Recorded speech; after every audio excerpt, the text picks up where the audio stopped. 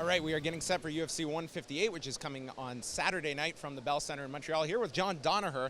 And John, when we spoke to you last time, just in preparation for UFC 154, you were alluding to the fact that, it was a very different training camp with George coming off that knee injury. Tell us a bit about kind of the transition for this camp, where he's coming off that great performance with Carlos, and kind of the differences in camp now that the knee is much better than prior. The main difference, of course, is just the idea that this is a much more conventional fight camp. There weren't the concerns with injury, there weren't the concerns with regaining lost skills. It was actually a very quick transition from the previous fight, Carlos Condit, straight into this one. There was very little downtime. George trained the entire time through. So this one was much more like a fight camp of old days. Really, it was just taking a guy who was already in very good shape, already had a good skill set, and just refining them leading up to this fight.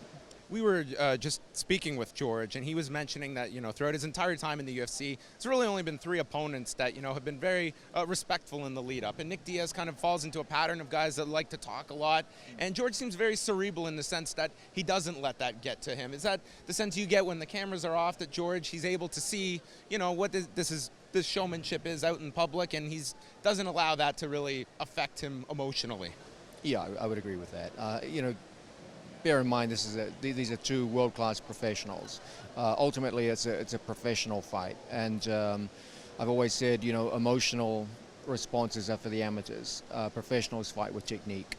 Ultimately, what's going to win this fight is going to be the application of technique along with the physical preparation that leads up to a fight. It's not going to be who's feeling more emotional on the day. Do you see that maybe in some other fighters, maybe who are, don't have the experience of a George St-Pierre, that you can almost detect just that someone is allowing emotions to affect their performance in the ring? Is that something that fighters have to learn to deal with as, they advance in their careers? Yeah, I believe this is something they deal with in the amateur ranks. If they don't learn to deal with it, they simply don't get to professional ranks. By the time you're fighting for world championships, these things are not really a concern. And I just want to finish off as well. Nick Diaz, as you mentioned, a world-class welterweight.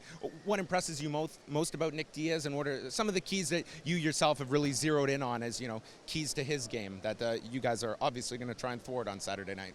Well, he has a well-rounded skill set, very good in both top and bottom position in Jiu-Jitsu on the floor. Standing, he has an unorthodox but very effective boxing pattern. But what impresses me most of all is just this constant forward pressure. He never gets discouraged. He's mentally very tough. And really what breaks most of his opponents has just been a sense of forward momentum, which his opponents weren't able to shake off. And that's been probably the single most outstanding attribute that we've noticed in his fights. And my final question, John, is that we've seen Nike really get involved in mixed martial arts over the last year with John Jones, with Anderson Silva. Could we be that far off from the John Danaher Nike rash guard coming in? Because you have really popularized the rash guard to the mixed martial arts audience out there. There's been some intense negotiations, but ultimately Nike couldn't afford my services. Oh, John Danaher, the one that is going to elude them. We look forward to it. Thank you very much, John, for the time. Always great.